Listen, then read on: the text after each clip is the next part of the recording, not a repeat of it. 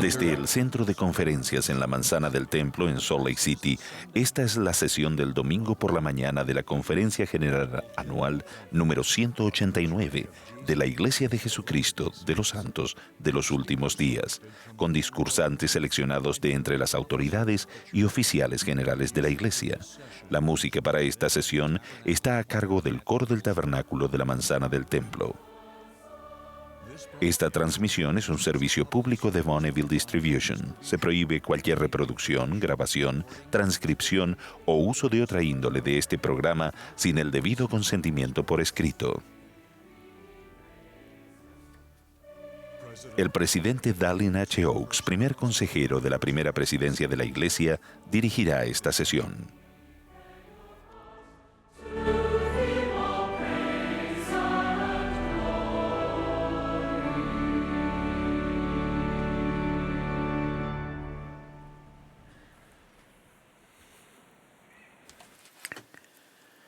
Hermanos y hermanas, les damos la bienvenida a la sesión del domingo por la mañana de la Conferencia General Anual número 189 de la Iglesia de Jesucristo de los Santos de los Últimos Días.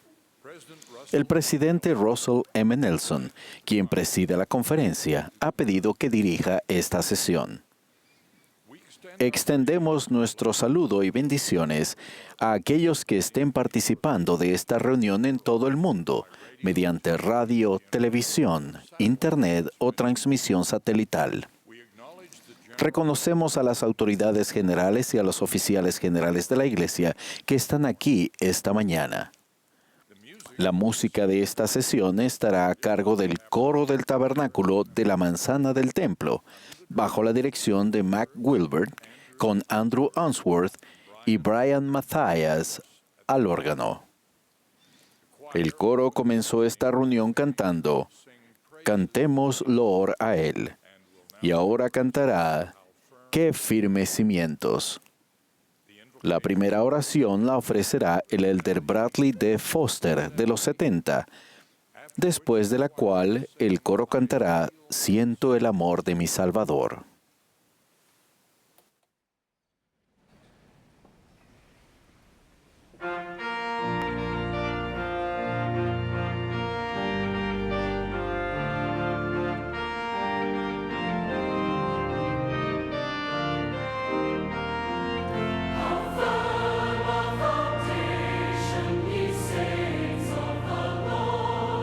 He's laid for your faith in his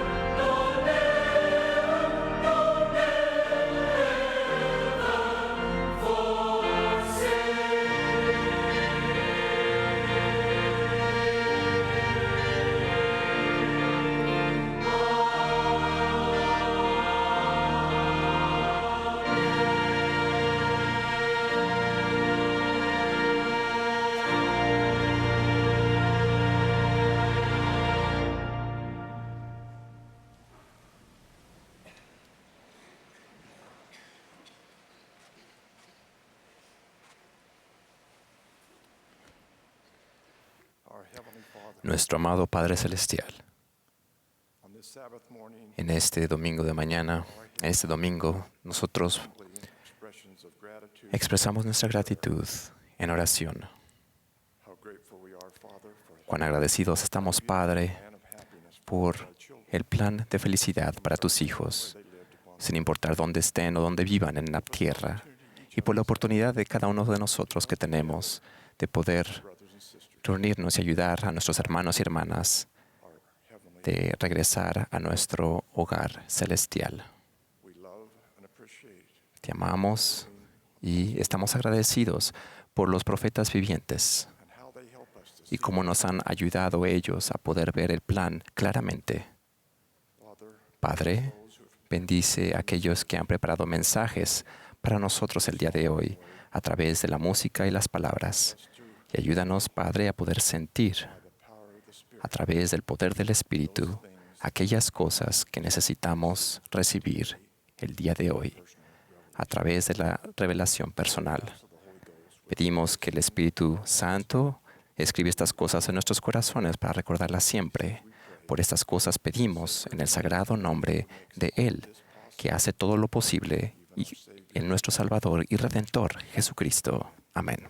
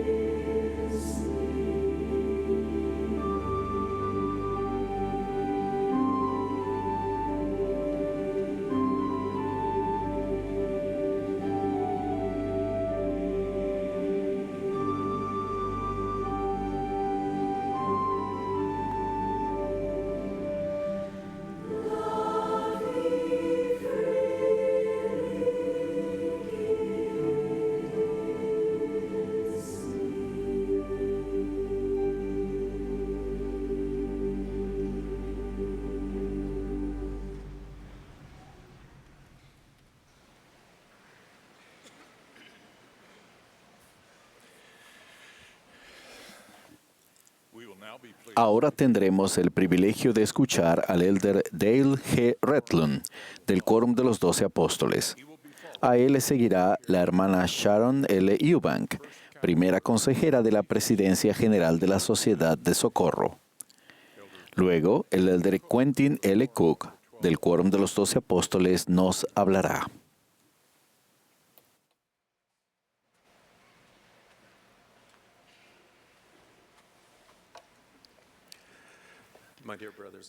Hermanos y hermanas, nuestro Padre Celestial y Jesucristo desean bendecir a cada uno de nosotros.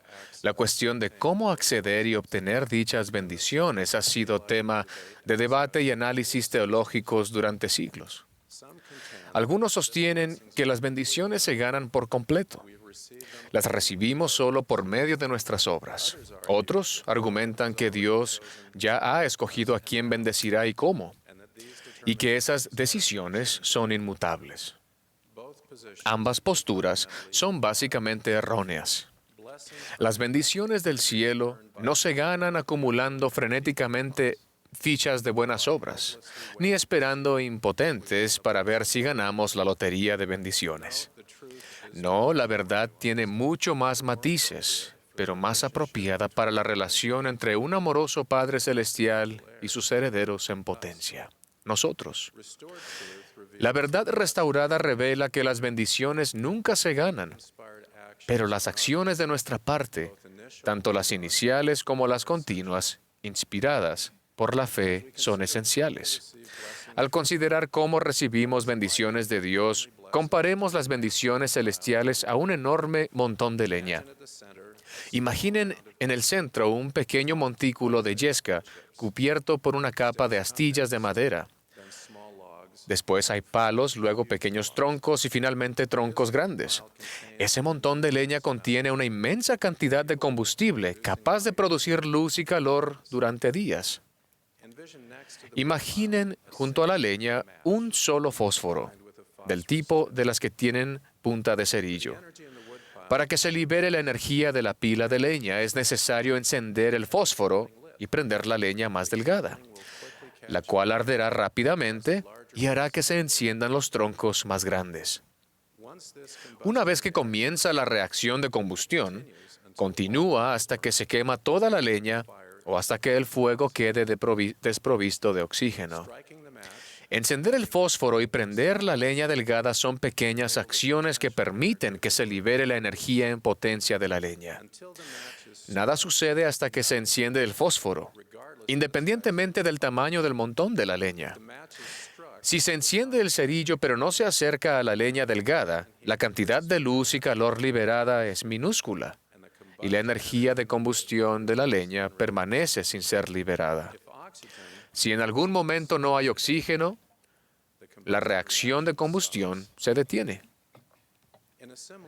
De manera similar, la mayoría de las bendiciones que Dios quiere darnos requieren acción de nuestra parte, acción basada en nuestra fe en Jesucristo. La fe en el Salvador es un principio de acción y de poder. Primero actuamos con fe y luego viene el poder, según la voluntad y el tiempo de Dios. El orden es crucial. Sin embargo, la acción que se requiere siempre es minúscula en comparación con las bendiciones que finalmente recibimos. Consideren lo que sucedió cuando aparecieron serpientes ardientes voladoras entre los antiguos israelitas en su camino hacia la tierra prometida. La mordedura de la serpiente era mortal, pero la persona a quien mordían podía sanarse al mirar a una serpiente de bronce que Moisés había creado y colocado en un asta. ¿Cuánta energía se necesita para mirar algo? Todos los que miraron tuvieron acceso a los poderes del cielo y fueron sanados. Otros israelitas que recibieron mordeduras no miraron a la serpiente de bronce y murieron. Quizás les faltaba la fe para mirar. Quizás no creyeron que una acción tan simple podía desencadenar la sanación prometida. O tal vez endurecieron su corazón deliberadamente y rechazaron el consejo del profeta de Dios. El principio de activar las bendiciones que fluyen de Dios es eterno. Al igual que esos antiguos israelitas, nosotros también debemos actuar según nuestra fe en Jesucristo para ser bendecidos. Dios ha revelado que hay una ley irrevocablemente decretada en el cielo antes de la fundación de este mundo, sobre la cual todas las bendiciones se basan. Y cuando recibimos una bendición de Dios es porque se obedece a aquella ley sobre la cual se basa. Habiendo dicho eso, no se gana una bendición. Esa idea es falsa. Pero sí tienen que estar calificados para ella. La salvación viene solo mediante los méritos y la gracia de Jesucristo. La inmensidad de su sacrificio expiatorio significa que el montón de leña es infinita, que nuestras endebles acciones se aproximan a cero en comparación, pero no son cero y no son insignificantes. En la oscuridad, un cerillo encendido puede verse desde kilómetros. De hecho, se puede ver desde el cielo, porque se requieren pequeños actos de fe para activar las promesas de Dios.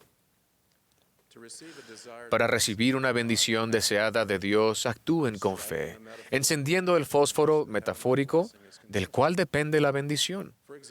Por ejemplo, uno de los propósitos de la oración es obtener las bendiciones que Dios está dispuesto a otorgar, pero que dependen de que las pidamos.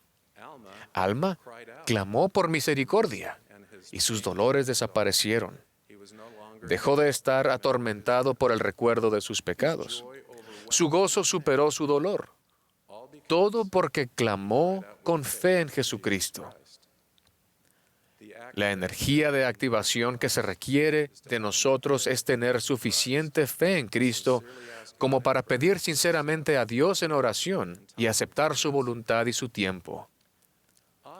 A menudo la energía de activación necesaria para obtener bendiciones requiere más que solo mirar o pedir. Se precisan acciones continuas, repetidas y llenas de fe. A mediados del siglo XIX, Brigham Young mandó a un grupo de santos de los últimos días que exploraran y se asentaran en Arizona, una región árida de Norteamérica. Después de llegar a Arizona, el grupo se quedó sin agua y temieron que perecerían. Suplicaron la ayuda de Dios. Pronto cayó lluvia y nieve, permitiéndoles llenar sus barriles con agua y proveer para su ganado. Agradecidos y renovados, regresaron a Salt Lake City, regocijándose en la bondad de Dios. A su regreso, informaron a Brigham Young los detalles de su expedición y declararon su conclusión de que Arizona era inhabitable. Después de escuchar el informe, Brigham Young preguntó a un hombre que estaba en la habitación qué pensaba sobre la expedición y el milagro. Ese hombre, Daniel Jones, secamente respondió: "Yo habría reabastecido, continuado y orado de nuevo". El hermano Brigham puso la mano sobre el hermano Jones y dijo: "Este es el hombre que se hará cargo del próximo viaje a Arizona".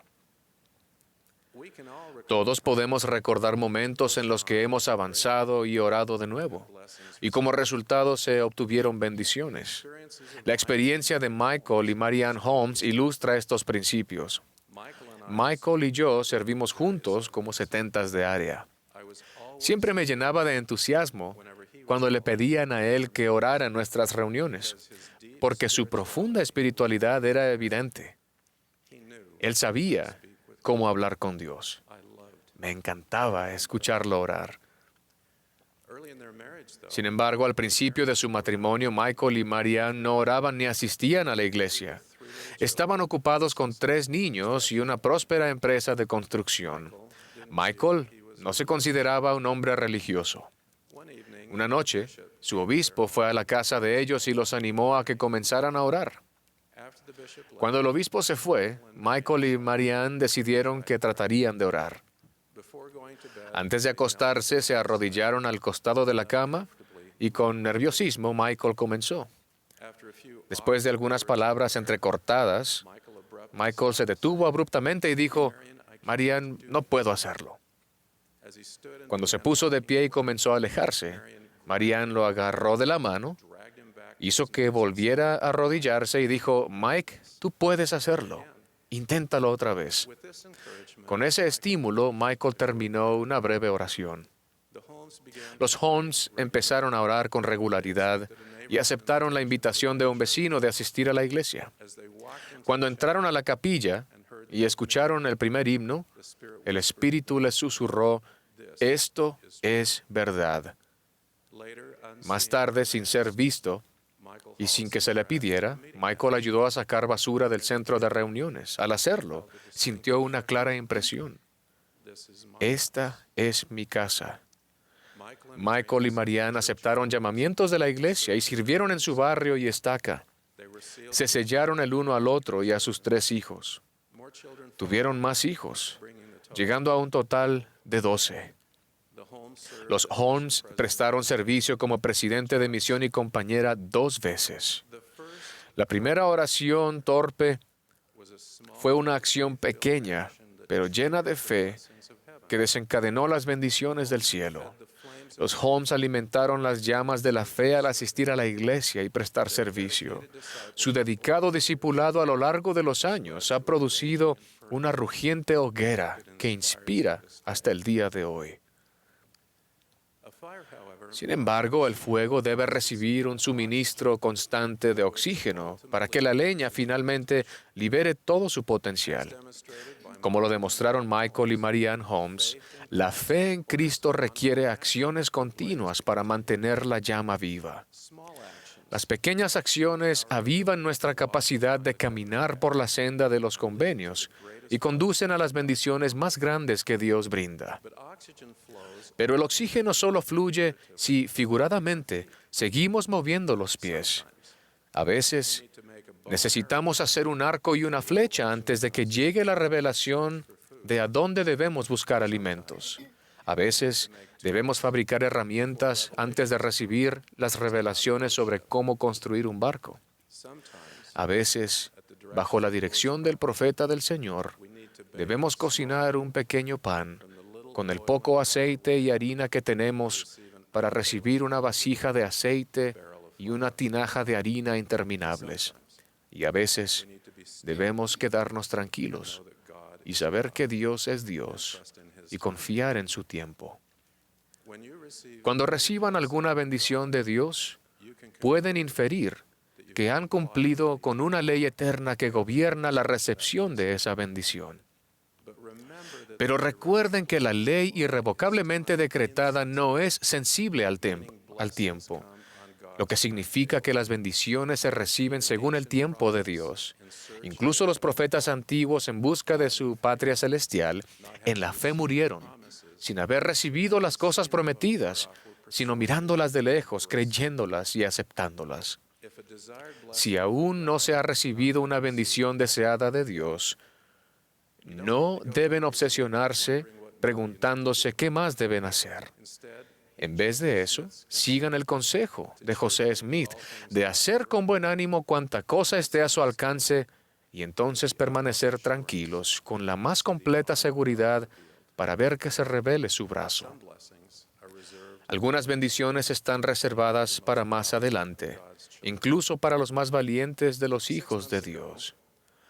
Hace 6 meses se presentó un plan centrado en el hogar y apoyado por la Iglesia para aprender la doctrina, fortalecer la fe y fortificar a las personas y familias. El presidente Nelson prometió que los cambios pueden ayudarnos a sobrevivir espiritualmente, aumentar nuestro gozo en el Evangelio y profundizar nuestra conversión al Padre Celestial y a Jesucristo.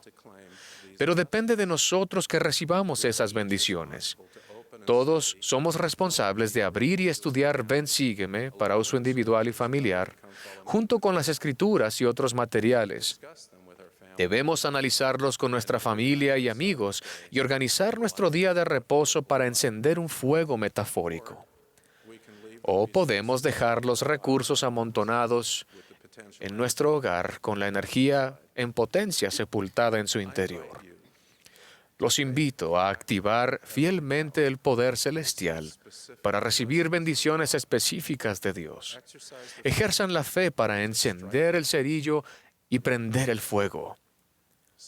Suministren el oxígeno necesario mientras esperan pacientemente en el Señor.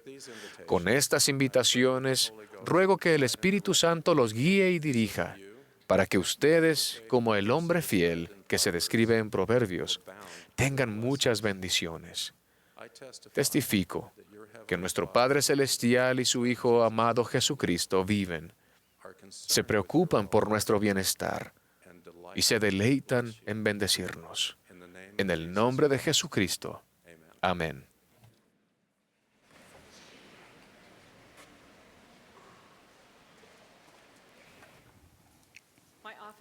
Mi oficina en el edificio de la Sociedad de Socorro tiene una vista perfecta del templo y cada noche con exactitud las luces del templo se encienden al atardecer, por lo que el templo es un faro constante y tranquilizador afuera de mi ventana. Una noche mi oficina estaba poco iluminada. Al bajar el sol y al mirar por la ventana, el templo estaba oscuro, porque las luces no se habían encendido y de repente me sentí triste, debido a que no podía ver las torres del templo que veía todas las noches durante años. Ver oscuridad donde esperaba ver luz me recordó que una de las necesidades que tenemos a fin de progresar es mantenernos conectados a nuestra fuente de luz, Jesucristo, porque Él es la fuente de nuestro poder, la luz y la vida del mundo. Sin una fuerte conexión a Él, comenzamos a morir espiritualmente. Y sabiendo eso, Satanás intenta explotar las presiones mundanas que todos afrontamos. Él trabaja para atenuar nuestra luz, poner la conexión en cortocircuito, cortar el suministro de energía y dejarnos solos en la oscuridad. Esas presiones son comunes en la vida terrenal, pero Satanás trabaja con esmero para aislarnos y decirnos que somos los únicos que las estamos sufriendo. Algunos de nosotros estamos paralizados por el dolor. Cuando nos agobian las tragedias, cuando la vida es tan dolorosa que no podemos respirar, cuando recibimos golpes como el hombre en el camino a Jericó y se nos da por muertos. Jesús se presenta y echa aceite en nuestras heridas, nos levanta con ternura, nos lleva a un mesón y nos cuida. A aquellos de nosotros que estamos afligidos, Él dice: aliviaré las cargas que pongan sobre vuestros hombros, de manera que no podréis sentirlas sobre vuestras espaldas, para que sepáis de seguro que yo, el Señor Dios, visito a mi pueblo en sus aflicciones. Cristo sana las heridas. Algunos estamos simplemente muy cansados. El elder Holland dijo: no debemos correr más a prisa de lo que nuestras fuerzas nos permitan. No obstante, a pesar de ello, sé que muchos de ustedes corren muy a prisa y su reserva de energía y fuerza emocional a veces está casi vacía. Cuando las expectativas nos abruman, podemos regresar y preguntar al Padre Celestial qué debemos dejar. Parte de nuestra experiencia es aprender qué no hacer, pero aún así es demasiado. El Salvador nos asegura: venid a mí todos los que estáis trabajados y cargados, y yo os haré descansar. Cristo está dispuesto a unirse al yugo y tirar con nosotros para aligerar nuestras cargas. Cristo es descanso. Algunos sentimos que no encajamos en el molde tradicional. Por varias razones no nos sentimos aceptados o aceptables. El Nuevo Testamento muestra los esfuerzos que hizo Jesús por llegar a todos: leprosos, recaudadores de impuestos, niños, galileos, rameras, mujeres, fariseos, pecadores, samaritanos, viudas, soldados romanos, adúlteros, los ritualmente impuros. En casi todos los relatos, Él tiende la mano a alguien que no era tradicionalmente aceptado. En Lucas 19 se encuentra el relato de un recaudador de impuestos de Jericó llamado Zaqueo, quien subió a un árbol para ver a Jesús. Zaqueo era empleado del gobierno romano y se le veía como corrupto y pecador.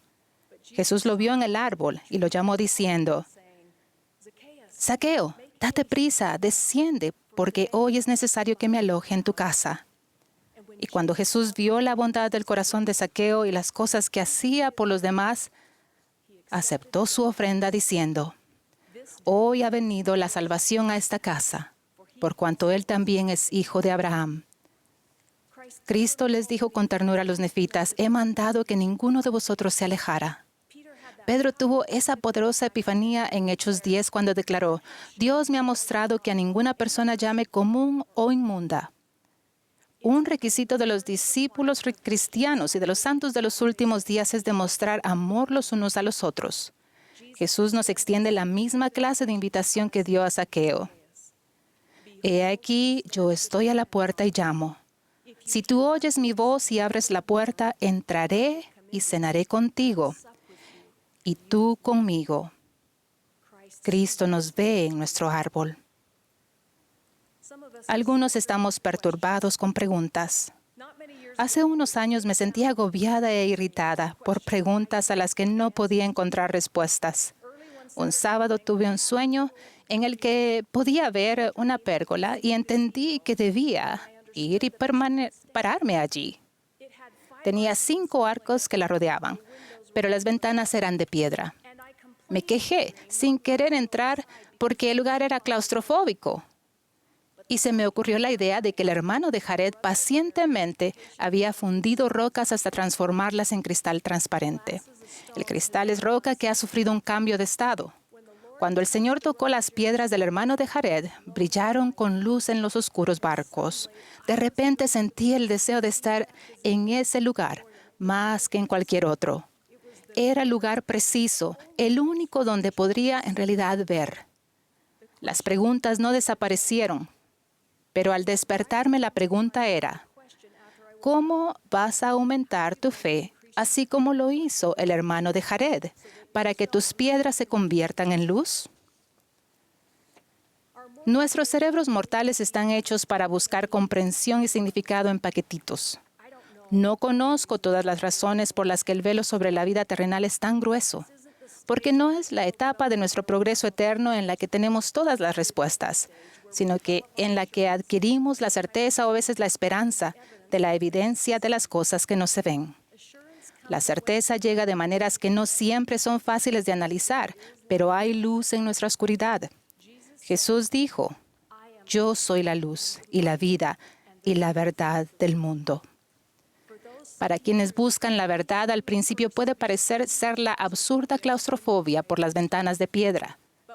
Pero con paciencia y preguntas llenas de fe, Jesús puede transformar nuestras ventanas de piedra en cristal y luz. Cristo es luz para ver. Algunos sentimos que nunca podremos ser lo suficientemente buenos. El tinte escarlata del Antiguo Testamento no solo era colorido, sino resistente, porque su vivo color se fijaba a la lana y no se desteñía, sin importar cuántas veces se lavara. Satanás usa ese razonamiento para derrotarnos. La lana blanca teñida de escarlata nunca puede volver a ser blanca. Pero Jesucristo declara, mis caminos son más altos que vuestros caminos. Y el milagro de su gracia es que cuando nos arrepentimos de nuestros pecados, su sangre escarlata nos devuelve la pureza. No es lógico, pero sin embargo es cierto. Aunque vuestros pecados sean como la grana, como la nieve serán emblanquecidos. Aunque sean rojos como el carmesí, vendrán a ser como blanca lana. El Señor dice enfáticamente, quien se ha arrepentido del pecado es perdonado. Y yo, el Señor, no lo recuerdo más. En esencia, ven, razonemos juntos. ¿Has cometido errores? Todos fallan alguna vez. Ven a mí y arrepiéntete. No recordaré más el pecado. Puedes volver a estar bien. Tengo una obra para ti. Cristo emblanquece la lana. Pero, ¿cuáles son los pasos prácticos? ¿Cuál es la clave para reconectarnos con el poder de Jesucristo cuando estamos titubeando? El presidente Nelson lo dijo de manera muy sencilla. La clave es hacer y cumplir convenios sagrados. No es un camino complicado. Hagan que Cristo sea el centro de su vida. Si sienten que el faro de su testimonio se va apagando y las tinieblas se vuelven más densas, ármense de valor. Guarden sus promesas a Dios. Hagan sus preguntas. Con paciencia fundan las piedras en cristal. Vuélvanse a Jesucristo, quien aún los salva. Jesús dijo, soy la luz que brilla en las tinieblas, y las tinieblas no la comprenden. Lo que significa que no importa cuánto se esfuerce, la oscuridad no puede apagar esa luz. Jamás. Pueden confiar en que su luz estará allí para ustedes. Nosotros o los que amamos quizás oscurezcamos temporalmente. En el caso del templo de Salt Lake, el gerente de propiedades recibió una llamada casi de inmediato. La gente se dio cuenta. ¿Cuál era el problema con las luces del templo? Primero, los empleados fueron a cada panel eléctrico y encendieron las luces manualmente. Luego reemplazaron las baterías del suministro automático y las probaron para ver qué había fallado. Es difícil encender las luces solos. Necesitamos amigos los unos a los otros. Al igual que los empleados del templo, nos ayudamos mutuamente al llegar personalmente, recargar las baterías espirituales, reparar lo que salió mal. Al igual que la manzana del templo en Navidad, quizás solo seamos un foco en un árbol. Pero aún así hacemos brillar nuestra luz y juntos atraemos a millones a la casa del Señor. Lo mejor de todo, como el presidente Nelson nos alienta, podemos traer la luz del Salvador a nosotros y a los que son importantes para nosotros por el hecho sencillo de guardar nuestros convenios. En muchas formas, el Señor recompensa esa acción fiel con poder y con gozo. Testifico que son amados. El Señor sabe cuánto se esfuerzan. Están progresando. Sigan adelante. Él ve todos sus sacrificios ocultos y los cuenta para su bien y el de aquellos a quienes aman. La obra que hacen no es en vano, no están solos. Su nombre mismo, Emmanuel, significa Dios con nosotros. Él ciertamente está con ustedes. Avancen unos pasos más en la senda de los convenios, aun cuando esté demasiado oscuro para ver muy lejos. Las luces volverán a encenderse. Testifico de la veracidad de las palabras de Jesús, las cuales están llenas de luz. Allegaos a mí, y yo me allegaré a vosotros. Buscadme diligentemente y me hallaréis. Pedid y recibiréis. Llamad y se os abrirá. En el nombre de Jesucristo. Amén.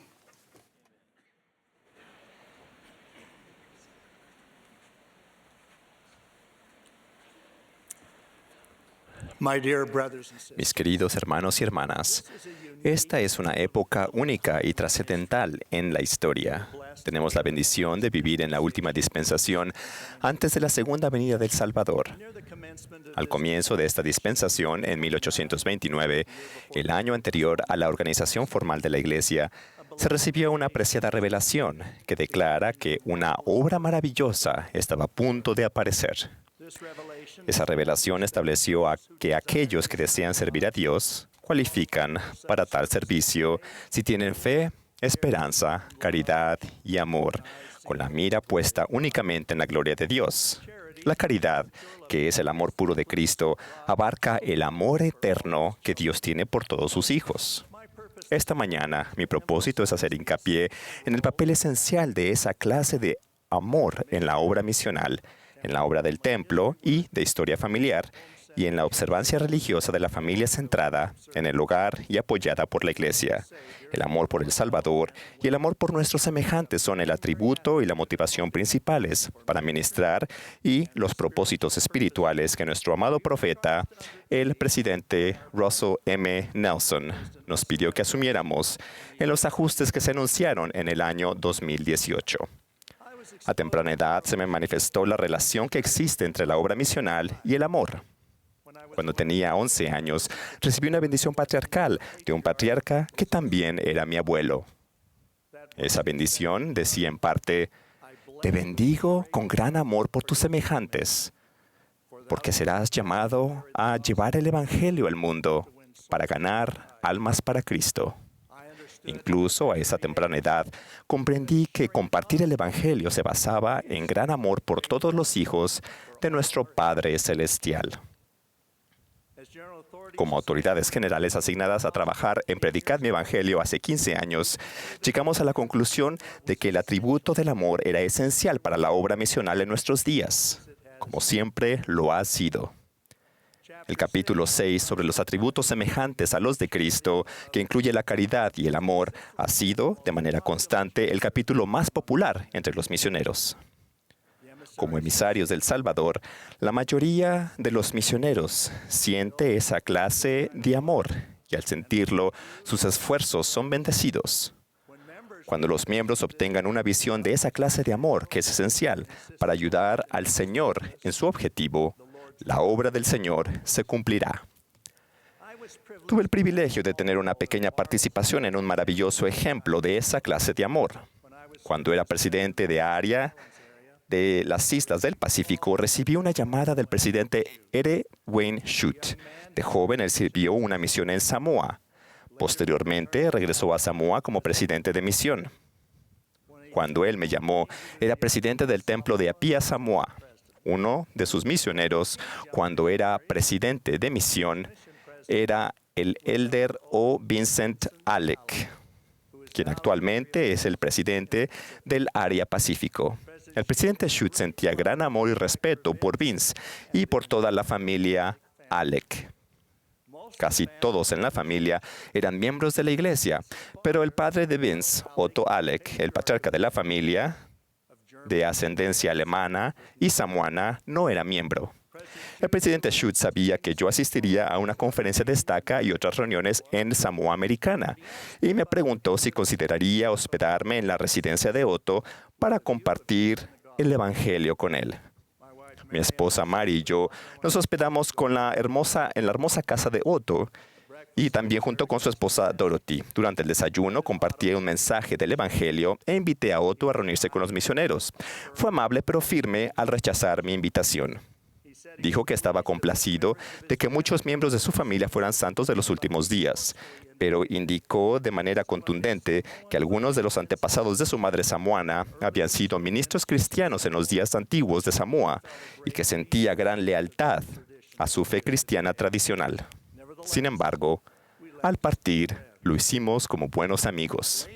Más tarde, cuando el presidente Gordon B. Hinckley se preparaba para dedicar el templo de Suva, Fiji, pidió que su secretario personal, el hermano Stelly, me llamara en Nueva Zelanda para hacer arreglos. El presidente Hinckley quería viajar en avión de Fiji hasta Samoa Americana para reunirse con los santos. Se sugirió un determinado hotel y el hermano Stelly dijo: usted puede hacer los cambios si lo necesita. Usted es el presidente de área. Eso estaría bien. Inmediatamente llamé al presidente Shute y le dije que quizás tuviésemos una segunda oportunidad de bendecir espiritualmente a nuestro amigo Oro Alec. Esta vez el misionero sería el presidente Gordon B. Hinckley. Le pregunté si pensaba que sería apropiado que los Alec se hospedaran a todos en el grupo de viaje del presidente Hinckley. El presidente y la hermana Hinckley, su hija Jane, y el elder Holland y la hermana Holland también eran parte del grupo. El presidente Shute, conjuntamente con su familia, hizo todos los arreglos. Cuando llegamos a Fiji, después de la dedicación del templo, nos recibieron cálidamente. Esa noche hablamos a miles de miembros samoanos y luego nos dirigimos al complejo de la familia Alec. Cuando nos reunimos para desayunar a la mañana siguiente, el presidente Hinckley y Otto Alec ya se habían hecho buenos amigos. Me pareció interesante que estuviesen teniendo casi la misma conversación que yo tuve con Otto hace más de un año. Cuando Otto expresó su admiración por nuestra iglesia, pero afirmó su compromiso con su iglesia actual, el presidente Hinckley puso la mano sobre el hombro de Otto y dijo: Otto, eso no es suficiente. Deberías ser miembro de la iglesia. Esta es la iglesia del Señor. En sentido figurado, casi se podía ver la armadura de resistencia de Otto desaparecer ante la franqueza de lo que dijo el presidente Hinckley. Ese fue el comienzo de la enseñanza misional adicional y una humildad espiritual que permitieron que Otto Alec fuera bautizado y confirmado poco más de un año después. Un año más tarde, la familia Alec fue sellada como familia eterna en el templo.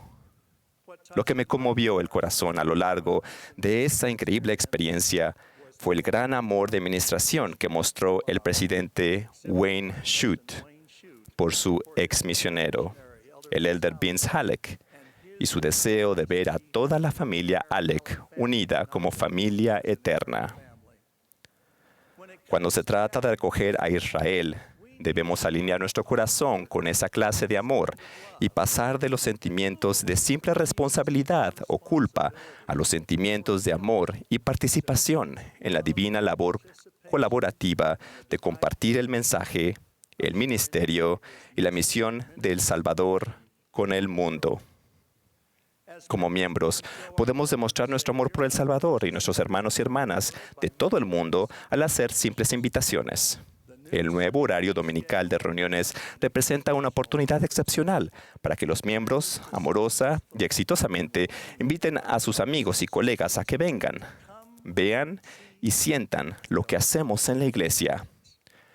Una reunión sacramental espiritual que quizás sea tan sagrada como el Elder Holland describió ayer, les seguirá de una reunión de 50 minutos centrada en el Nuevo Testamento y El Salvador, o de discursos relevantes de conferencia también centrados en El Salvador y su doctrina. Algunas hermanas de la Sociedad de Socorro se han preguntado por qué se les ha asignado una tarea de recogimiento junto con los miembros del quórum del sacerdocio. Hay razones para ello. El presidente Nelson expuso muchas de ellas en la última conferencia general.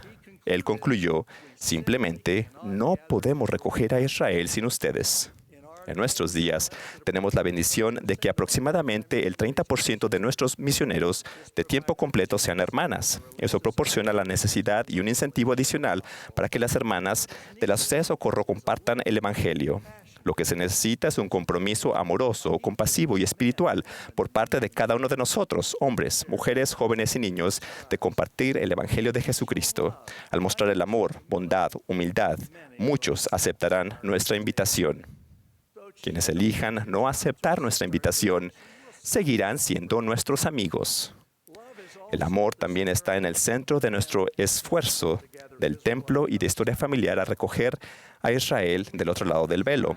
Cuando nos encontramos en pruebas y tribulaciones que enfrentaron nuestros antepasados, aumenta nuestro aprecio por ellos. Nuestra labor en el templo y la historia familiar se ha fortalecido en gran medida por los nuevos ajustes, tanto en el horario dominical de las reuniones como en el progreso de los jóvenes en las clases y los quórums. Esos cambios dan lugar a que se dé atención más temprana y poderosa para aprender sobre nuestros antepasados y recoger a Israel al otro lado del velo.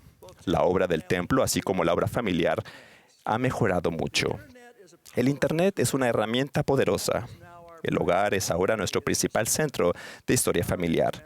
Nuestros miembros jóvenes tienen habilidades excepcionales en la investigación de historia familiar y están espiritualmente motivados para realizar bautismos por sus antepasados, quienes han aprendido a amar y apreciar. Desde el cambio que permite que muchos jóvenes de 11 años efectúen bautismos por los muertos, los presidentes del templo en todo el mundo informan que un aumento considerable en la asistencia. Un presidente de templo nos informó que había aumentado notable en participantes para realizar bautismos y la adición de niños de 11 años trae a más familias.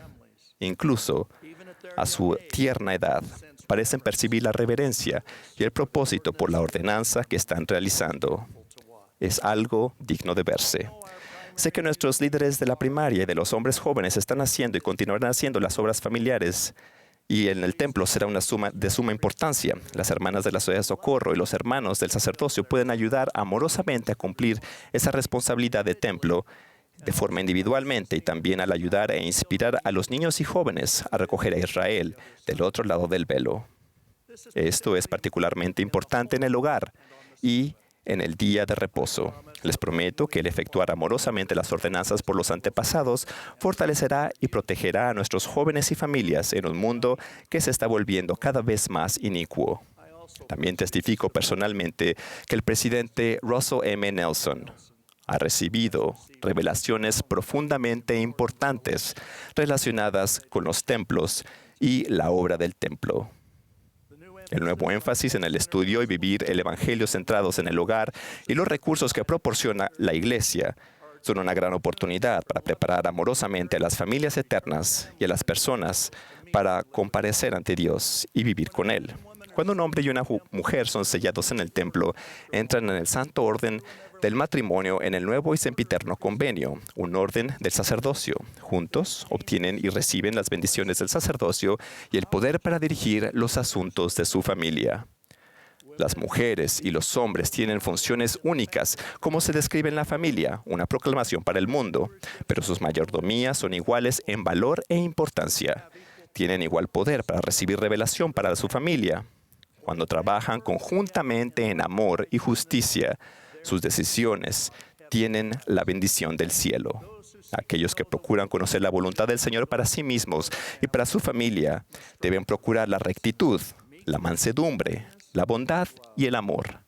La humildad y el amor son el sello distintivo de quienes buscan la voluntad del Señor, especialmente para su familia.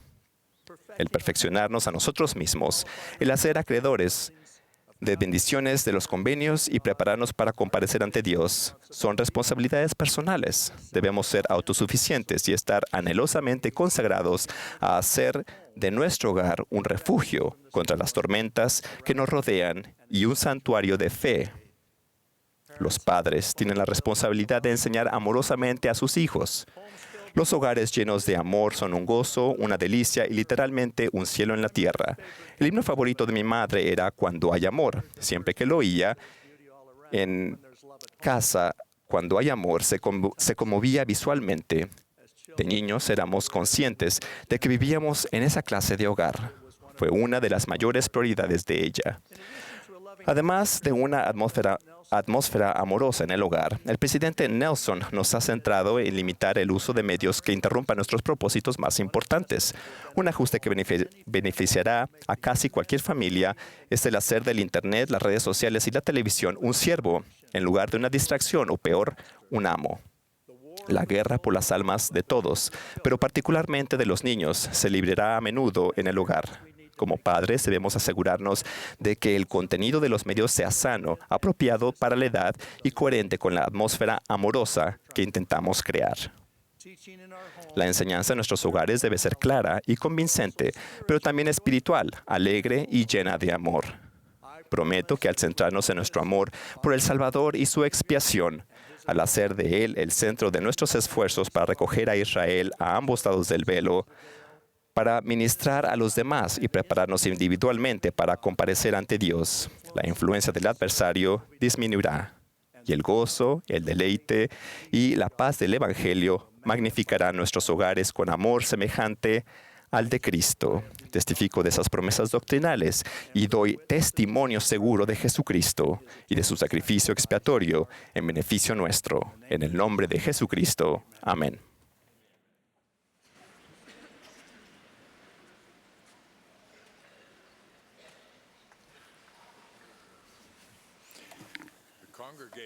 La congregación ahora se unirá al coro para cantar Hijos del Señor, venid. Al concluir el himno, escucharemos al elder D. Todd Christofferson del Quórum de los 12 Apóstoles. A él le seguirá el hermano Tad R. Callister, que fue relevado ayer por la tarde de su servicio como presidente general de la escuela dominical.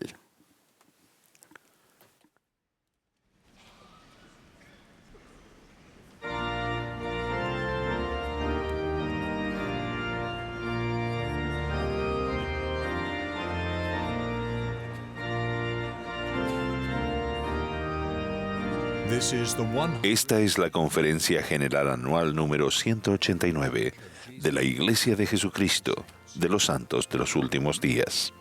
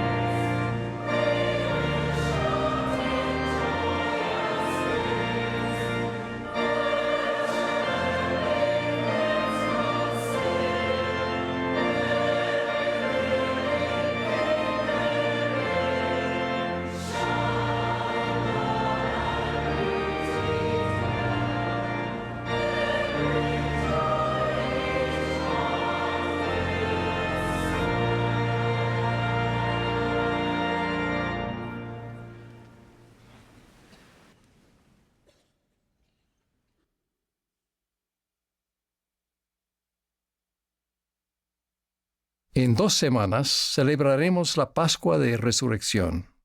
La resurrección confirma la divinidad de Jesucristo y la realidad de Dios el Padre. Nuestros pensamientos se dirigen al Salvador y reflexionamos en su vida incomparable y la virtud infinita de su gran sacrificio expiatorio. Espero que también pensemos en su regreso inminente cuando Él regirá como Rey de Reyes y Señor de Señores. Hace algún tiempo en Buenos Aires, Argentina, participé en una conferencia con líderes de una gran variedad de creencias religiosas. Su amor por el prójimo era innegable. Estaban determinados a aliviar el sufrimiento y ayudar a la gente a superar la opresión y la pobreza. Reflexioné en las numerosas iniciativas humanitarias de esta iglesia, entre otras los proyectos realizados en colaboración con varios grupos religiosos representados en esa conferencia. Sentí una profunda gratitud por la generosidad de los miembros de la Iglesia de Jesucristo de los Santos de los Últimos Días, que hace posible tal servicio cristiano. En ese momento el Espíritu Santo me afirmó 2 cosas. Primero, la obra de ministrar para satisfacer las necesidades temporales es vital y debe continuar. La segunda fue inesperada, pero poderosa y clara. Fue esta. Más allá del servicio desinteresado, es de suprema importancia preparar al mundo para la segunda venida del Señor Jesucristo. Cuando Él venga, la opresión y la injusticia no solo disminuirán, sino cesarán. Y morará también el lobo con el cordero, y el leopardo con el cabrito se acostará. El becerro, el leoncillo y el cebón andarán juntos, y un niño los pastoreará. No dañarán ni destruirán en todo mi santo monte, porque la tierra estará llena del conocimiento del Señor, como las aguas cubren el mar. La pobreza y el sufrimiento no solo disminuirán, sino que desaparecerán. Ya no tendrán hambre ni sed, y el sol no caerá más sobre ellos, ni calor alguno. Porque el Cordero que está en medio del trono los pastoreará y los guiará a fuentes de aguas vivas, y Dios enjugará toda lágrima de los ojos de ellos. Incluso el dolor y la angustia de la muerte serán erradicados.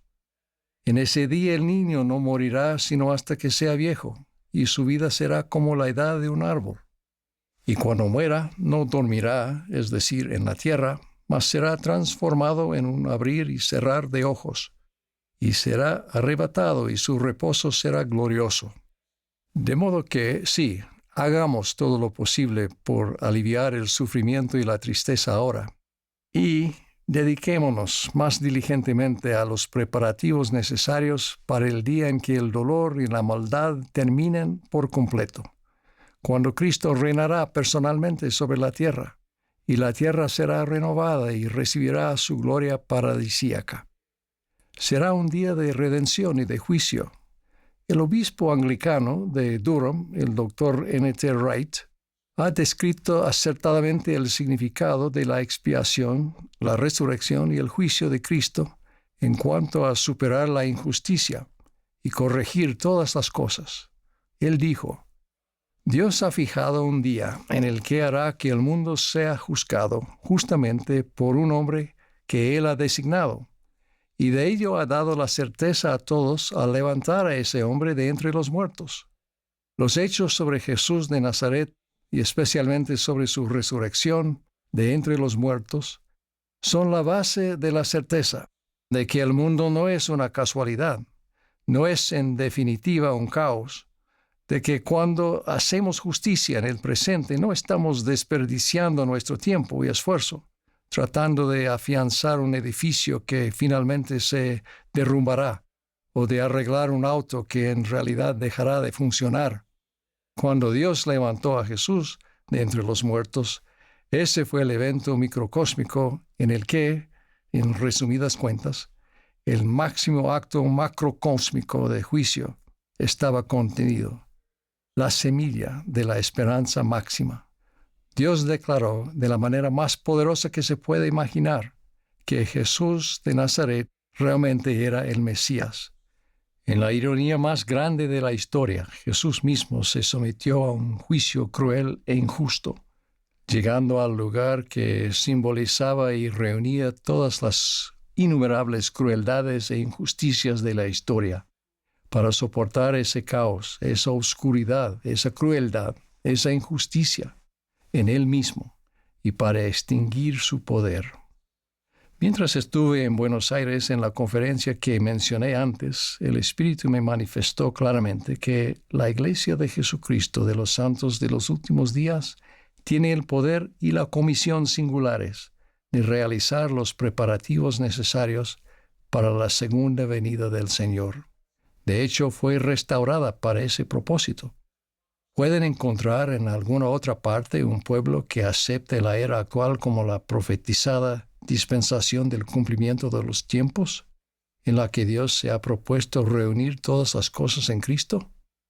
Si no encuentran aquí una comunidad decidida a lograr lo que se necesita a fin de que los vivos y los muertos se preparen para ese día, si no encuentran aquí una organización dispuesta a dedicar grandes cantidades de tiempo y de fondos para el recogimiento y la preparación de un pueblo del convenio que esté listo para recibir al Señor, no lo encontrarán en ninguna parte. ¿Qué podemos hacer para prepararnos ahora para ese día? Podemos prepararnos como pueblo. Podemos recoger al pueblo del convenio del Señor. Y podemos ayudar a redimir la promesa de salvación hecha a los padres, nuestros antepasados. Todo esto debe ocurrir de manera considerable antes de que el Señor regrese. Lo primero y crucial para el regreso del Señor es la presencia en la tierra de un pueblo preparado para recibirlo en su venida.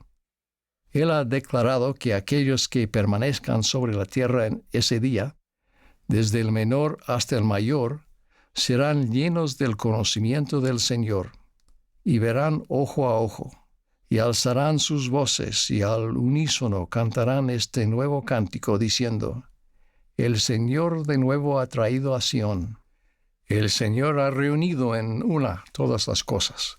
El Señor ha bajado a Sión desde lo alto, el Señor ha hecho subir a Sión desde abajo. En la antigüedad, Dios tomó la ciudad justa de Sión para sí mismo. En cambio, en los últimos días, una nueva Sión recibirá al Señor a su regreso.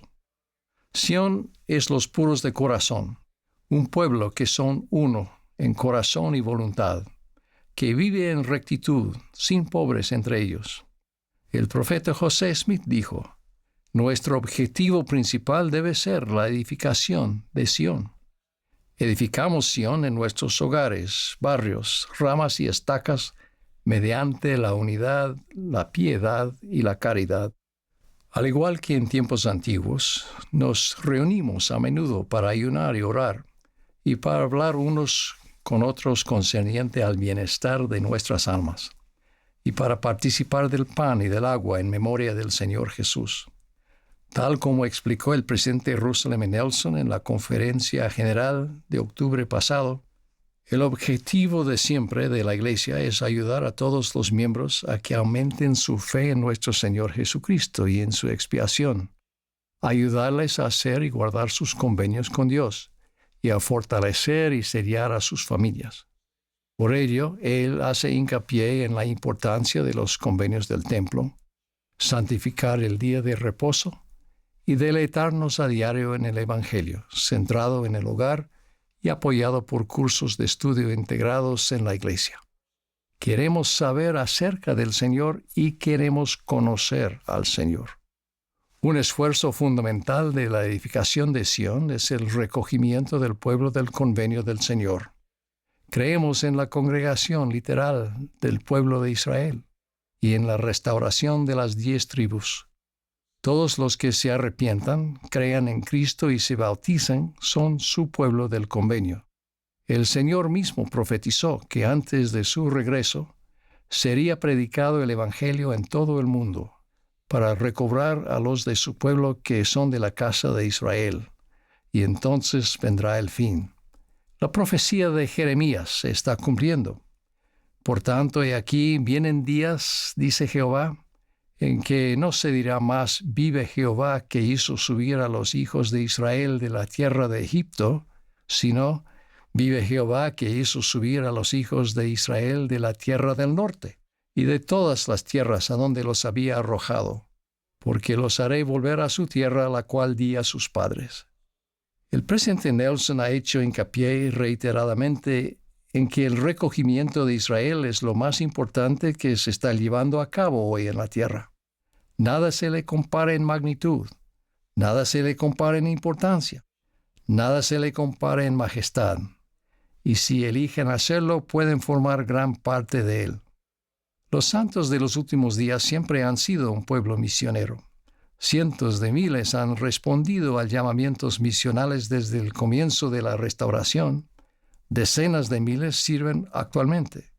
Y como acaba de enseñar el elder Quentin L. Cook, todos podemos participar de maneras simples y naturales con amor, invitando a otras personas a unirse a nosotros en la iglesia, a visitarnos en nuestros hogares, a formar parte de nuestro círculo. La publicación del Libro de Mormón fue la señal de que el recogimiento había comenzado. El Libro de Mormón es el instrumento de recogimiento y conversión. También es vital en la preparación para la segunda venida el gran esfuerzo redentor en beneficio de nuestros antepasados. El Señor prometió enviar a Elías, el profeta, antes de la segunda venida, el día de Jehová grande y terrible, para revelar el sacerdocio y plantar en el corazón de los hijos las promesas hechas a los padres. Elías sí vino, tal como se prometió. La fecha fue el 3 de abril de 1836. El lugar fue el templo de Kirtland, Ohio. En ese lugar y en ese momento, Él verdaderamente confirió el sacerdocio prometido, las llaves para la redención de los muertos y la unión de esposos, esposas y familias en todas las generaciones del tiempo y durante toda la eternidad. Sin eso, el propósito de la creación se frustraría, y en ese sentido la tierra sería herida con maldición o sería totalmente asolada. En el devocional de jóvenes que precedió la dedicación del Templo de Roma, Italia, los cientos de hombres y mujeres jóvenes que asistieron mostraron al presidente Nelson las tarjetas que habían preparado con los nombres de sus antepasados. Estaban listos para entrar en el templo tan pronto como se abriera para realizar bautismos vicarios por aquellos antepasados. Fue un momento sumamente grato, pero solo un ejemplo del esfuerzo acelerado por restablecer Sion para las generaciones que nos precedieron. Mientras nos esforzamos por ser diligentes en la edificación de Sion, lo que incluye nuestra parte en el recogimiento de los elegidos del Señor y la redención de los muertos, debemos hacer una pausa para recordar que es la obra del Señor y que Él la está realizando. Él es el Señor de la viña, nosotros somos sus siervos. Él nos pide que trabajemos en la viña con nuestra fuerza esta última vez, y Él trabaja con nosotros. Probablemente sería más exacto decir que Él nos permite trabajar con Él. Como dijo Pablo, yo planté, Apolos regó, pero Dios ha dado el crecimiento. Es Él quien está apresurando su obra en su tiempo. Por medio de nuestros esfuerzos ciertamente imperfectos, nuestros pequeños medios, el Señor lleva a cabo grandes cosas. Esta grande y última dispensación está creciendo constantemente hacia su punto culminante, cuando Sion en la tierra se unirá con la Sion de lo alto al tiempo del glorioso regreso del Salvador. De modo que en esta Pascua de Resurrección celebremos verdaderamente la resurrección de Jesucristo y todo lo que ésta presagia. El regreso del Salvador cumplirá todo lo que su resurrección ha prometido a la humanidad. Es la garantía definitiva de que todo se arreglará. Ocupémonos de edificar Sion para apresurar ese día. En el nombre de Jesucristo. Amén. Zion to hasten that day. In the name of Jesus Christ. Amen.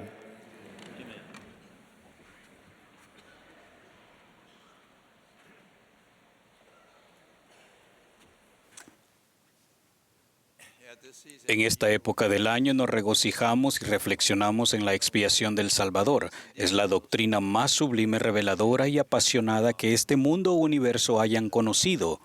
Es la que da esperanza y propósito a nuestra vida. ¿Qué es la expiación de Jesucristo? Es una serie de acontecimientos que comenzaron en el jardín de Getsemaní, continuaron en la cruz y culminaron cuando el Salvador resucitó. Todo motivado por un amor incomprensible por nosotros. Se requería una persona libre de pecados, con poder infinito, aún sobre la muerte, que poseyera una capacidad ilimitada para sufrir las consecuencias de todos los pecados y enfermedades, y que efectivamente descendiera por debajo de todo ello. Esa fue la misión de Jesucristo. En eso consistió su expiación. ¿Cuál era el propósito? Regresar a la presencia de Dios, llegar a ser más como Él y alcanzar una plenitud de gozo. Esto lo logró tras vencer 4 obstáculos. Primero, la muerte física. Segundo, la muerte espiritual ocasionada por Adán y nuestros pecados. Tercero, nuestras aflicciones y enfermedades. Y cuarto, nuestras debilidades e imperfecciones. Pero ¿cómo podría el Salvador lograr esto sin infringir las leyes de la justicia? Imaginen a un hombre que desde una avioneta contempla cómo alguien hace un salto en caída libre y decide saltar también. Luego de saltar se da cuenta de lo insensato de sus acciones. Desea llegar a tierra sano y salvo, pero hay un obstáculo, la ley de gravedad. Agita los brazos esperando volar, pero no funciona. Para reducir la velocidad de la bajada, se coloca en posición para flotar o planear, pero la ley de gravedad es implacable y despiadada. Él trata de razonar con la ley natural. Me equivoqué, no volveré a hacerlo. Pero sus ruegos caen en oídos sordos. La ley de gravedad no sabe nada de compasión y no hace excepciones. De repente, siente que lleva algo en la espalda. Su amigo en la avioneta, viendo que él iba a hacer una locura, le colocó un paracaídas antes de saltar. Él busca el cordón de apertura y abre el paracaídas, descendiendo, flotando hasta tierra sin riesgo. Podríamos preguntarnos, ¿se quebrantó la ley de gravedad o actuó el paracaídas dentro de esa ley para brindar un aterrizaje seguro? Cuando pecamos, somos como el hombre insensato que saltó del avión. Hagamos lo que hagamos, abajo solo nos espera un aterrizaje de emergencia. Estamos sujetos a la ley de justicia que, al igual que la ley de gravedad, es muy estricta y no perdona. Solo podemos ser salvos debido a que el Salvador, mediante su expiación, nos da un tipo de paracaídas espiritual. Si tenemos fe en Jesucristo y nos arrepentimos, es decir, si hacemos nuestra parte y tiramos del cordón de apertura, los poderes protectores del Salvador se activan para nuestro beneficio y aterrizamos espiritualmente ilesos. Sin embargo, esto solo es posible porque el Salvador venció los 4 obstáculos que pueden impedir nuestro progreso espiritual. Primero, la muerte. Él venció la muerte mediante su resurrección. El apóstol Pablo enseñó: porque así como en Adán todos mueren, así también en Cristo todos serán vivificados. Segundo, el pecado. El Salvador venció al pecado y la culpa de aquellos que se arrepienten. Su poder purificador es extenso y profundo que Isaías prometió. Aunque vuestros pecados sean como la grana, como la nieve serán emblanquecidos. He conocido a miembros de la Iglesia que no logran perdonarse a sí mismos. En forma inocente pero incorrecta ponen límites a los poderes redentores del Salvador. Sin querer convierten una expiación infinita en una limitada que no alcanza a cubrir los pecados o debilidades de ellos. Se trata de una expiación infinita porque abarca y engloba todo pecado y debilidad, así como todo tipo de abuso o dolor ocasionado por otros. Truman Madsen hizo esta observación: si alguno de ustedes ha caído en el engaño de convencerse de que ha ido demasiado lejos, que tiene el veneno de un pecado que imposibilitará que alguna vez vuelva a ser lo que pudiera haber sido, entonces escúcheme. Yo doy testimonio de que usted no puede hundirse hasta una profundidad donde la luz y la extensa inteligencia de Jesucristo no puedan alcanzarle. Doy testimonio de que en tanto haya una chispa de deseo para arrepentirse y para volverse, Él estará ahí. Él no descendió hasta la condición suya, Él descendió por debajo de ella, a fin de que estuviese en todas las cosas y a través de todas las cosas la luz de la verdad. Una razón por la que es importante entender la expiación y sus infinitas implicaciones es que entre más la entendamos, mayor es el deseo que tendremos de perdonarnos y a los demás. Aun cuando creamos en los poderes purificadores de Cristo, la pregunta surge, ¿cómo sé que mis pecados han sido perdonados? Si sentimos el Espíritu, entonces es nuestro testigo de que hemos sido perdonados o de que el proceso de purificación está en marcha. El presidente Henry B. Eyring enseñó, si han sentido la influencia del Espíritu Santo, pueden considerarlo como prueba de que la expiación está obrando en su vida. Algunos preguntan, si he sido perdonado, ¿por qué siento culpa aún? Quizás en la misericordia de Dios el recuerdo de esa culpa actúe como advertencia o una señal de peligro espiritual que al menos por un tiempo nos avise cuando afrontemos tentaciones adicionales. No sigas por ese camino, ya conoces el dolor que puede causarte. En ese sentido sirve de protección, no de castigo. ¿Es posible entonces recordar nuestros pecados y aún así sentirnos libres de culpa? Alma se acordaba de sus pecados años después de haberse arrepentido. Cuando él clamó a Jesús por misericordia, dijo, y he aquí que cuando pensé en esto ya no pude recordar más de mis dolores. Sí, dejó de atormentarme el recuerdo de mis pecados. ¿Cómo es que él podía recordar sus pecados sin sentir dolor ni culpa? Porque cuando nos arrepentimos hemos nacido de Dios. Como leemos en las Escrituras, llegamos a ser nuevas criaturas en Cristo. Podemos decir con honestidad, yo no soy el hombre o mujer que cometió esos pecados en el pasado. He cambiado y soy una nueva persona. Tercero, aflicciones y enfermedades. Alma también profetizó que él saldría sufriendo dolores, aflicciones y tentaciones de todas clases. ¿Para qué? Para que sus entrañas sean llenas de misericordia, a fin de que según la carne sepa cómo socorrer a los de su pueblo de acuerdo con las enfermedades de ellos. ¿Y cómo logra él hacer esto? Él hace desaparecer la aflicción en ocasiones, nos fortalece para poder sobrellevarla y nos otorga una perspectiva eterna para entender su naturaleza temporal. Luego de haber padecido unos 2 meses en la cárcel de Liberty, José Smith clamó, «Oh Dios, ¿en dónde estás?». En lugar de brindarle alivio inmediato, Dios respondió, «Hijo mío, pasa tu alma, tu adversidad y tus aflicciones no serán más que por un breve momento, y entonces si lo sobrellevas bien, Dios te exaltará».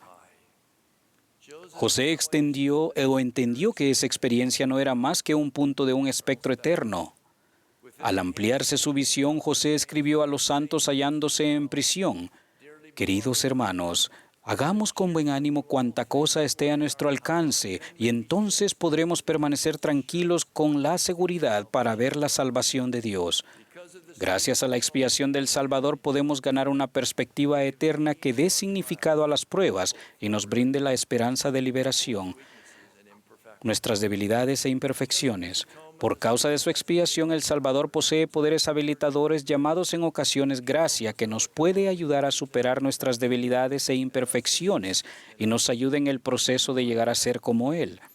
Moroni enseñó, sí, venid a Cristo y perfeccionaos en Él, para que por su gracia seáis perfectos en Cristo.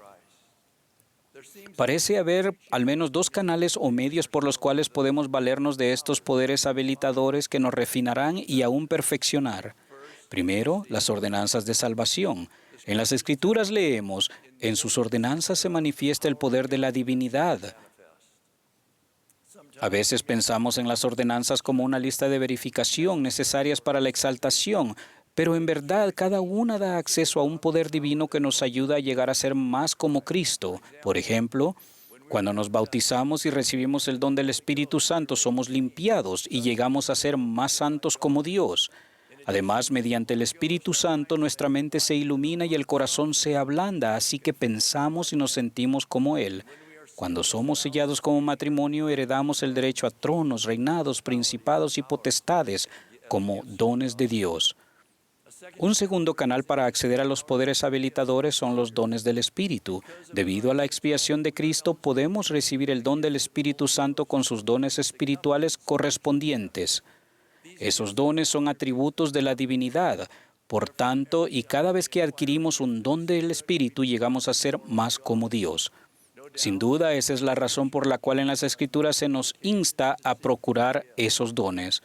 El presidente George Buchanan enseñó: ningún hombre debería decir, no lo puedo evitar, es mi naturaleza. No está justificado por la sencilla razón de que Dios ha prometido darnos los dones que erradicarán nuestras debilidades. Si alguno de nosotros es imperfecto, es nuestro deber orar con el fin de recibir el don que nos haga perfectos. En resumen, la expiación del Salvador nos da vida en lugar de muerte, gloria en lugar de cenizas, sanación en lugar de heridas y perfección en lugar de debilidad. Él es antídoto del cielo para los obstáculos y luchas de este mundo. En su última semana en la vida terrenal, el Salvador dijo: en el mundo tendréis aflicción, pero confiad, yo he vencido al mundo. Gracias a que el Salvador efectuó su expiación, no hay ninguna fuerza externa, acontecimiento, persona, pecado, muerte ni divorcio que pueda evitar que alcancemos la exaltación, siempre y cuando guardemos los mandamientos. Con este conocimiento seguiremos adelante con buen ánimo y certeza que Dios está con nosotros en esta búsqueda celestial. Doy mi testimonio de que la expiación del Salvador no es solo infinita en su esfera, sino personal en su alcance, que no solo nos puede llevar de vuelta a su presencia, sino que nos habilitará para llegar a ser como Él, lo cual es el objetivo de la expiación de Cristo. De esto doy mi testimonio con gratitud y certeza, en el nombre de Jesucristo. Amén.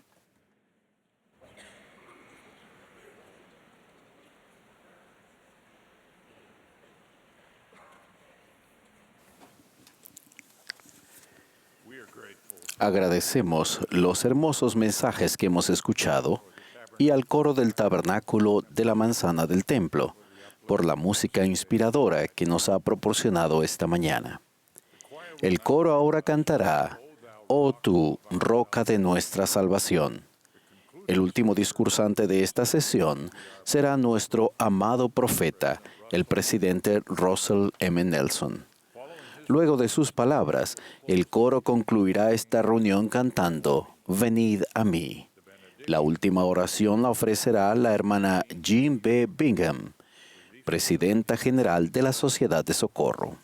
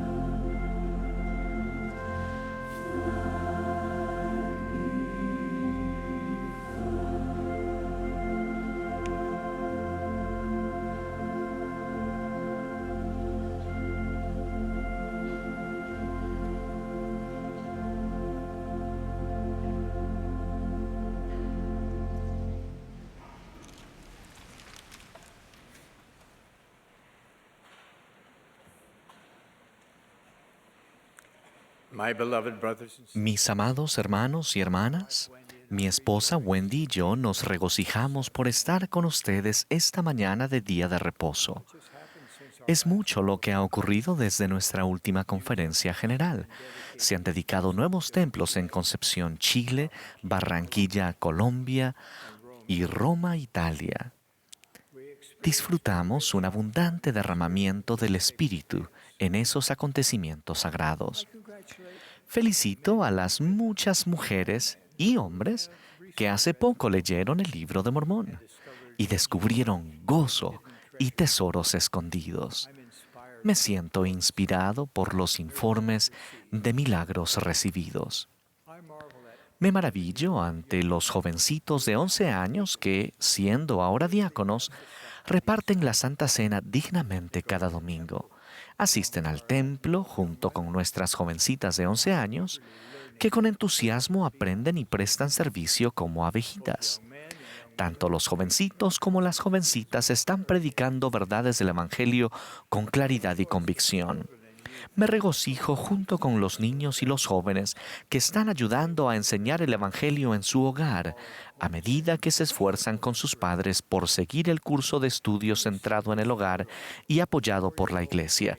Recibimos esta fotografía de Blake, de 4 años, quien temprano un sábado por la mañana tomó un libro de la iglesia y exclamó: «Necesito alimentar mi espíritu».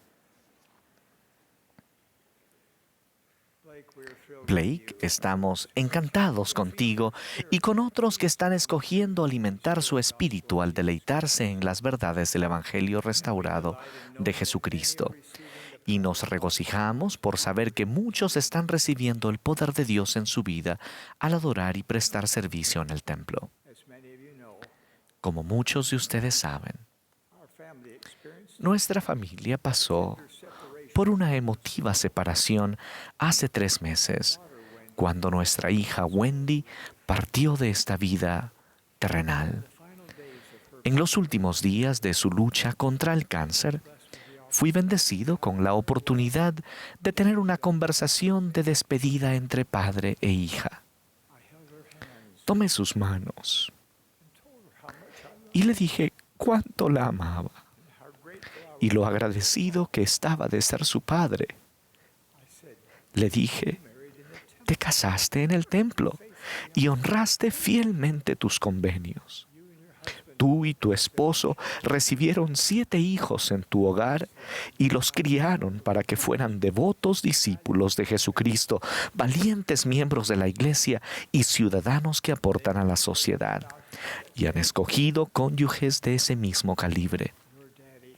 Tu papá está muy, pero muy orgulloso de ti. Me has traído mucho gozo». En voz muy baja me respondió: «Gracias, papá».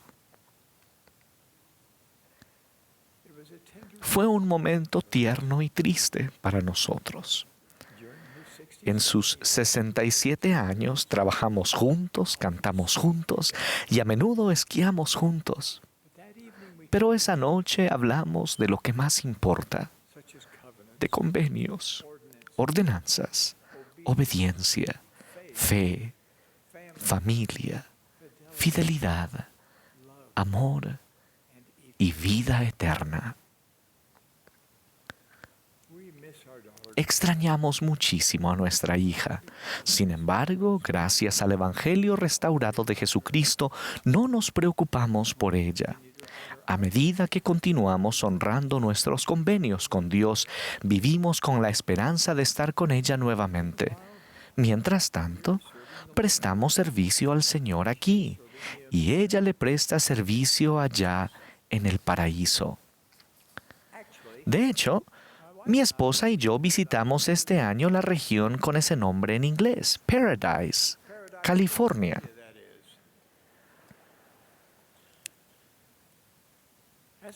Resultó que la visita programada a ese lugar ocurrió menos de 40 horas después de que nuestra hija partiera de este mundo.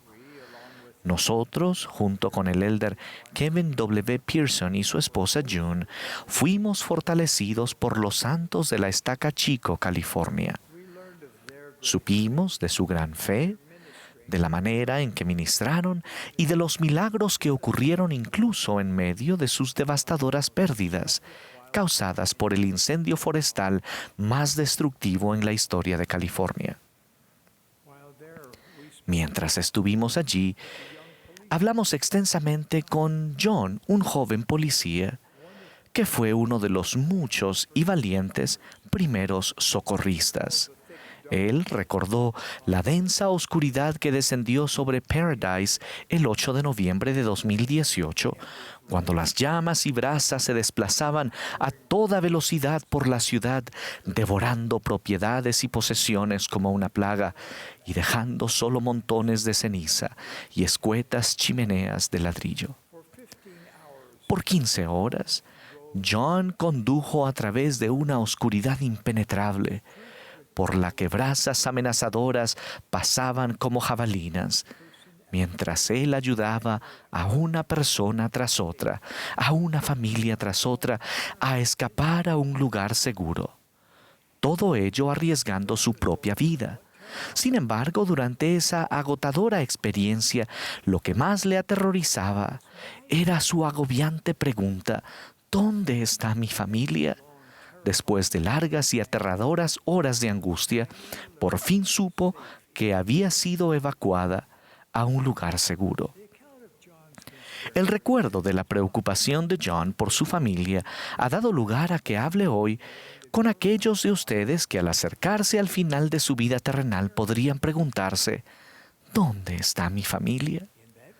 En ese día futuro en el que completarán su probación terrenal y entrarán al mundo de los espíritus, estarán cara a cara con esa sobrecogedora pregunta: ¿dónde está mi familia?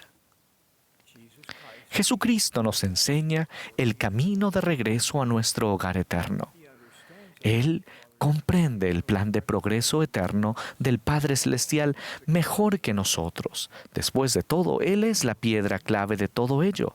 Él es nuestro Redentor, Sanador y Salvador. Desde que Adán y Eva fueron expulsados del jardín de Edén, Jesucristo ha ofrecido su potente brazo para ayudar a todo el que elija seguirle. Las Escrituras reiteradamente registran que a pesar de todo tipo de pecados cometidos por todo tipo de personas, sus brazos aún están extendidos. El Espíritu en cada uno de nosotros anhela de forma natural que el amor de la familia perdure para siempre. Las canciones de amor perpetúan la falsa esperanza de que el amor es todo lo que se necesita si se desea estar juntos para siempre. Y algunos creen erróneamente que la resurrección de Cristo brinda la promesa de que todas las personas estarán con sus seres queridos después de la muerte. En realidad, el Salvador mismo ha dejado bien en claro que aun cuando su resurrección asegura que toda persona que ha vivido resucitará y vivirá para siempre, se requiere mucho más si deseamos tener el elevado privilegio de la exaltación. Mientras que la salvación es un asunto personal, la exaltación es un asunto familiar. Escuchen estas palabras pronunciadas por el Señor Jesucristo a su profeta. Todos los convenios, contratos, vínculos, compromisos, juramentos, votos, prácticas, uniones, asociaciones o aspiraciones que no son hechos, ni concertados ni sellados por el Santo Espíritu de la promesa, ninguna eficacia, virtud o fuerza tienen en la resurrección de los muertos, ni después, porque todo contrato que no se hace con este fin termina cuando mueren los hombres. Entonces, ¿qué se requiere para que una familia sea exaltada para siempre? Nos hacemos merecedores de ese privilegio al hacer convenios con Dios, al guardar esos convenios y al recibir ordenanzas esenciales. Eso ha sido así desde el principio de los tiempos. Adán y Eva, Noé y su esposa, Abraham y Sara, Ley y Saría y todos los otros devotos discípulos de Jesucristo desde que se creó el mundo han hecho los mismos convenios con Dios. Ellos han recibido las mismas ordenanzas que nosotros, como miembros de la Iglesia restaurada del Señor hoy en día, recibimos al ser bautizados y en el templo. El Salvador invita a todos a seguirle a las aguas del bautismo y, con el tiempo, a hacer convenios adicionales con Dios en el templo y a recibir esas otras ordenanzas esenciales y ser fieles a ellas. Todo eso se requiere si deseamos ser exaltados con nuestra familia y con Dios para siempre. La angustia de mi corazón es que muchas personas a quienes amo, admiro y respeto, rechazan su invitación. Hacen caso omiso de las súplicas de Jesucristo cuando llama: ven, sígueme. Comprendo por qué Dios llora. Yo también lloro por esos amigos y parientes. Son maravillosos hombres y mujeres, dedicados a su familia y sus responsabilidades cívicas. Dan generosamente de su tiempo, su energía y sus recursos, y el mundo es mejor por sus esfuerzos. Sin embargo, han decidido no hacer convenios con Dios. No han recibido las ordenanzas que los exaltarán a ellos con su familia y los unirán a ellos para siempre. ¿Cómo quisiera conversar con ellos e invitarlos a considerar seriamente las leyes habilitadoras del Señor? Me he preguntado qué podría decirles a fin de que sientan lo mucho que el Salvador los ama, lo mucho que yo los amo, y lleguen a reconocer cómo los hombres y las mujeres que guardan sus convenios pueden recibir una plenitud de gozo. Necesitan comprender que aunque sí existe un lugar para ellos en el más allá, con maravillosos hombres y mujeres que también eligieron no hacer convenios con Dios, ese no es el lugar donde las familias se reunirán y se les concederá el privilegio de vivir y progresar para siempre. Ese no es el reino en el que experimentarán la plenitud de gozo, del progreso y de la felicidad interminables. Esas bendiciones supremas solo se pueden recibir al vivir en una esfera celestial exaltada con Dios, nuestro Padre eterno, con su Hijo Jesucristo y con nuestros maravillosos familiares dignos que se hayan hecho merecedores de ello. Quiero decirles a mis renuentes amigos, en esta vida nunca se han conformado con menos que lo mejor. No obstante, al resistirse a aceptar plenamente el Evangelio restaurado de Jesucristo, están decidiendo conformarse con menos que lo mejor. El Salvador dijo: en la casa de mi Padre muchas moradas hay. Sin embargo, al decidir no hacer convenios con Dios, se están conformando con un escaso techo que les cubra la cabeza por toda la eternidad. Continuaría suplicando a mis renuentes amigos diciéndoles: derramen su corazón a Dios. Pregúntenle si estas cosas son verdaderas. Aparten tiempo para estudiar sus palabras. Realmente estudien. Si realmente aman a su familia y si desean ser exaltados con ella por la eternidad, paguen el precio ahora, por medio del estudio diligente y la oración ferviente, para conocer estas verdades eternas y luego para vivir de conformidad con ellas. Si ni siquiera están seguros si creen en Dios, comiencen con eso. Comprendan que cuando hay ausencia de experiencias con Dios, uno puede dudar de la existencia de Dios. Así que hagan lo necesario para empezar a tener experiencias con Él. Sean humildes. En oración, pidan tener ojos para ver la mano de Dios en su vida y en el mundo que los rodea. Pídanle que les diga si realmente está allí. Si realmente los conoce, pregúntenle qué siente Él por ustedes y luego escuchen. Uno de mis muy queridos amigos no había tenido muchas experiencias con Dios, pero anhelaba estar con su esposa que había fallecido y me pidió que lo ayudara. Lo animé a que se reuniera con nuestros misioneros a fin de entender la doctrina de Cristo y aprender en cuanto a los convenios, las ordenanzas y bendiciones del Evangelio. Así lo hizo. Sin embargo, sintió que el rumbo que le recomendaban requería que hiciera demasiados cambios en su vida. Él dijo, esos mandamientos y convenios son demasiado difíciles para mí. Además, me sería imposible pagar diezmos y no tengo tiempo para prestar servicio en la iglesia. Luego me pidió, una vez que muera, por favor, haz la obra necesaria del templo por mi esposa y por mí para que podamos estar juntos de nuevo.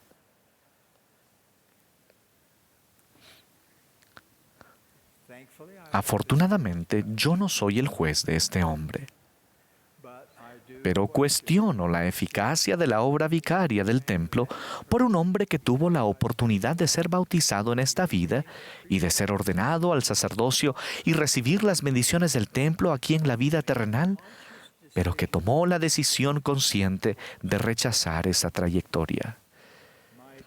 Mis queridos hermanos y hermanas, Jesucristo nos invita a seguir la senda de los convenios de regreso a casa con nuestros padres celestiales y con aquellos a quienes amamos.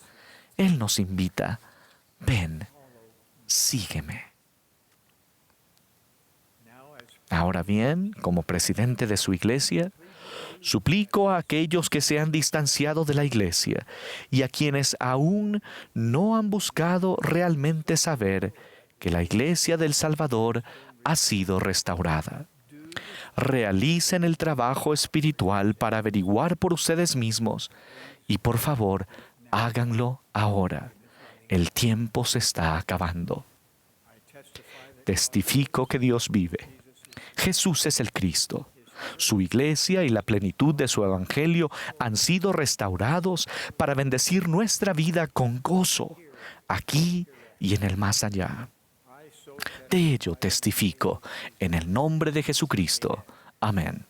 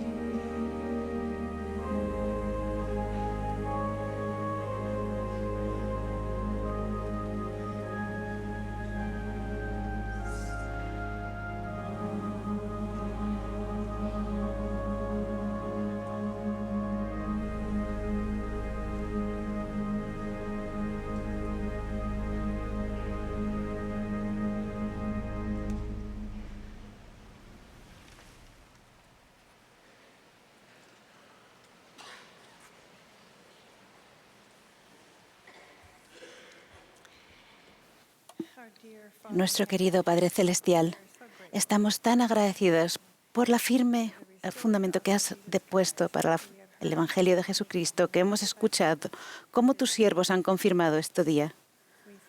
Te agradecemos por tu amor